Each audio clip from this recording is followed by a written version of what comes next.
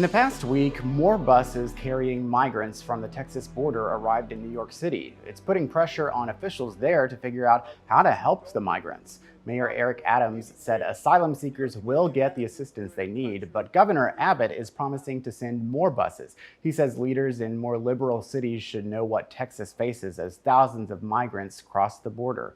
As Marky Martin shows us, Mayor Adams could respond with a busing plan of his own. At least 3 more migrant buses arrived in New York from Texas Wednesday morning. This after 50 migrants were dropped off just last week. People like Johnny from Venezuela, who left in search of a better life. The 38-year-old found the 5-week journey to the United States was full of police mistreatment. In Nicaragua, they would slap us. They would treat us like we weren't human beings. And this man, who left behind his children and hopes to find work soon. I'm very grateful to the United States government. Their method of transportation igniting contentious back and forth between New York City Mayor Eric Adams and Texas Governor Greg Abbott, who says more buses are on the way. Oh no, we're scaling up on it because the number of people who are coming across the border continues to increase. Mayor Adams threatening his own form of retaliation to the governor, whose immigration tactics he calls anti-American. I am deeply contemplating taking a busload of New Yorkers to go to Texas and do some good old-fashioned door knocking because we have to, for the good of America, we have to get them out of office. To date, about 7,000 migrants have been bused from Texas and Arizona to DC and now New York. Mayor Adams calling for federal assistance after about 4,000 asylum seekers have arrived in New York since May. Because it's more than housing. Remember that. Housing, education, food, translation services, healthcare, all of these issues. That was Marky Martin reporting. Texas could soon see more asylum seekers crossing the border. The federal government ended the Migrant Protection Protocols program, better known as Remain in Mexico. The program forced migrants to wait in Mexico while their asylum claims moved through the system. Border Report's Sandra Sanchez spoke with legal experts as well as people who help asylum seekers about what this means going forward.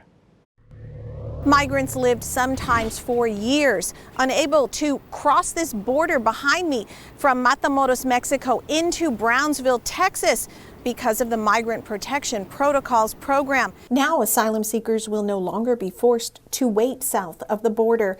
This came after a judge on Monday lifted an order that had required the Biden administration to re-implement the controversial Migrant Protection Protocols program that was begun during the Trump administration.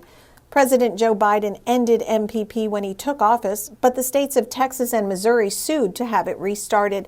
Now, those who qualify will be allowed into the country. The Remain in Mexico program is once again officially terminated, and in the upcoming days, the Department of Homeland Security will be allowing those sent back to Mexico to re-enter the United States and seek asylum and safety.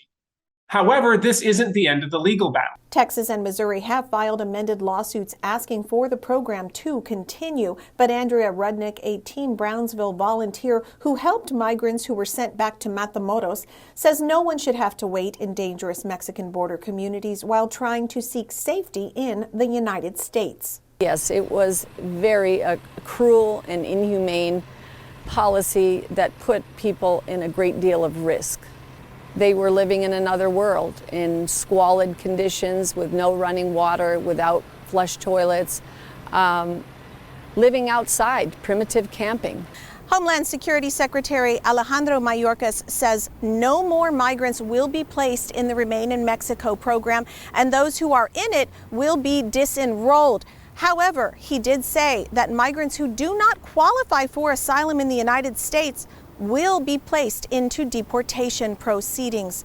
For Border Report in Brownsville, Texas, I'm Sandra Sanchez. Thanks, Sandra. Since 2019, more than 70,000 asylum seekers were put in the Remain in Mexico program. Those cases are part of a big backlog in the immigration court system. Syracuse University's track research reports that through June of this fiscal year, U.S. immigration courts completed close to 288,000 cases. But in that same time period, courts received more than 634,000 new cases. Right now, track reports show about 1.8 million immigration cases still pending. Thank you again for joining us for State of Texas. I'm Josh Hinkle. We'll be back next week to bring you an in-depth look at Texas politics.